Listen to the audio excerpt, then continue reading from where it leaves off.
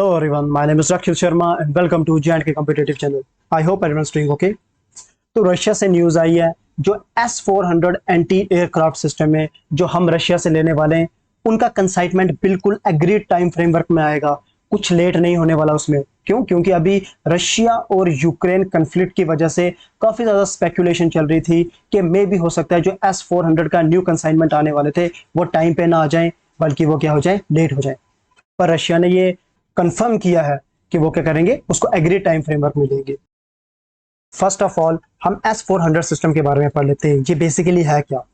ये surface to air missile system है जो क्या करता है, अगर ये इंटरसेप्ट करता है, किसको इंटरसेप्ट करेगा? ये aircraft, unmanned aerial vehicle, ballistic missile, cruise missile, अगर इनमें से कोई भी चीज क्या कर रही है, हमारे टारगेट के पास आ रही है। सपोज कि हमारा कोई क्रिटिकल इंफ्रास्ट्रक्चर है, हम उसके पास अगर हमने क्या लगा दिया, हमने S-400 अगर हम लगा देते वहां पर, उसको हम वहां पे फिट कर देते, तो इसको प्रोटेक्शन प्रोवाइड करेगा, इस क्रिटिकल इंफ्रास्ट्रक्चर को प्रोटेक्शन प्रोवाइड करेगा। कितनी रेंज तक?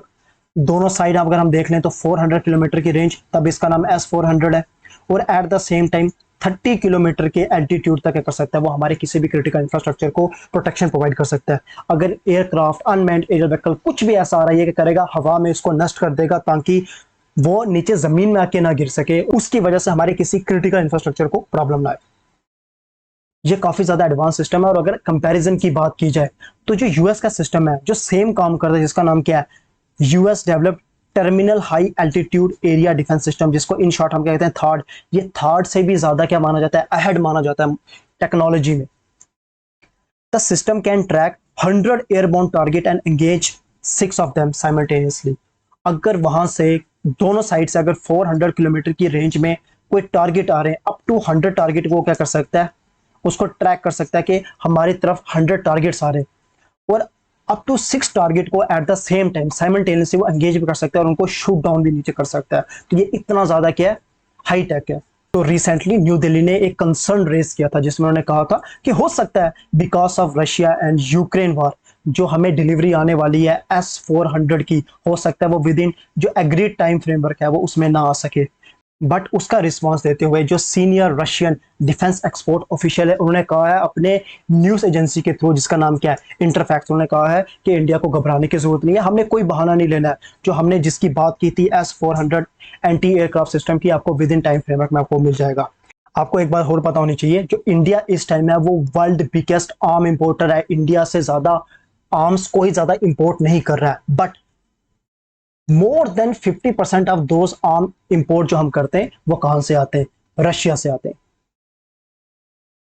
और ये जो S-400 की ये जो डील है, ये आज की डील नहीं है, ये हमने कब की थी, 2018 में हमने रशिया के साथ डील की थी। और उस टाइम इसकी वैल्यू कितनी आई थी, इसमें खर्चा कितना आया था, $5.4 बिलियन। और उस टाइम जब ये हमने उनके साथ डील की थी तो इंडिया के ऊपर एक खतरा था, और जिस खतरे का नाम क्या था, कैट्सा। और ये कैट्सा क्या है, ये बेसिकली अमेरिका ने एक एक्ट पास किया अपने पार्लियामेंट में जिसका नाम क्या है, sanctions under countering American adversary through sanction है।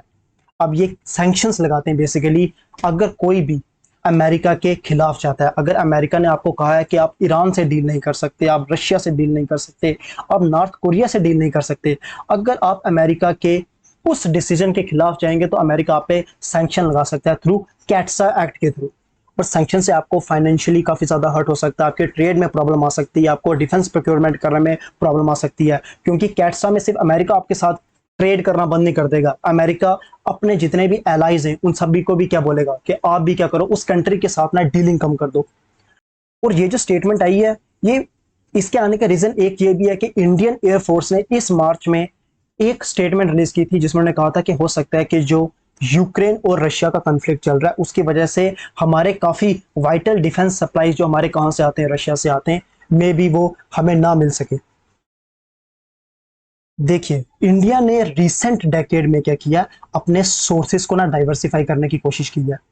अब वो डाइवर्सिफिकेशन ना सिर्फ आर्म्स एंड एम्युनिशन या डिफेंस की कैटेगरीज को लेकर नहीं है, हमने अपने जो फ्यूल सोर्स है, हमारा जो एनर्जी रिक्वायरमेंट है, ऑयल सोर्सेज को हमने डाइवर्सिफाई करने की कोशिश की है। क्योंकि हमने सिर्फ मिडिल ईस्ट पर डिपेंड नहीं रहना चाहते, हम रशिया की तरफ भी जाना चाहते हैं, हम वेनेजुएला से लेना चाहते हैं, हम अमेरिका से लेना चाहते हैं, ताकि अगर कोई हमें एक मना करते तो हम दूसरे की तरफ जा सकें। एट द सेम टाइम हम क्या कर सकते हैं, रेयर अर्थ मेटल जो होते हैं उसको भी, उसकी सप्लाई चेन को भी हम डाइवर्सिफाई करना चाहते हैं।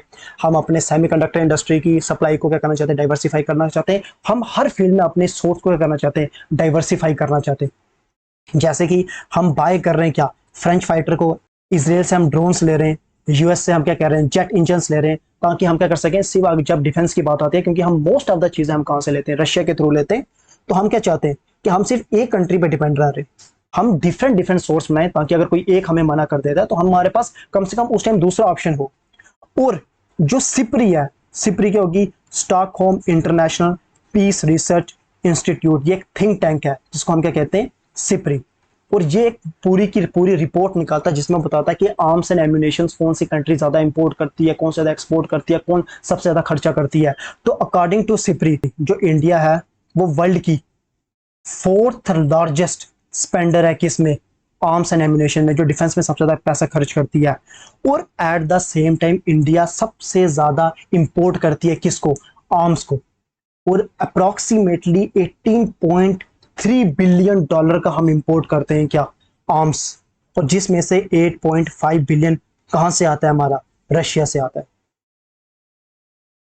और हम सिर्फ S-400 रशिया से नहीं ले रहे, क्योंकि हम काफी ज्यादा डिफेंस के गैजेट्स, हमारे आर्म्स वेपन्स कहां से लेते हैं, रशिया के थ्रू लेते हैं। जैसे कि जो इंडियन आर्मी है उसका मेन बैटल टैंक फोर्स जो हमारी है वो किससे कंपोस्ट है, प्रीडोमिनेटली जो रशिया से आता है क्या, T-72Mi। उससे हमारी फोर्स कितनी बनी है, 66% फोर्स हमारी T-72Mi से बनी है।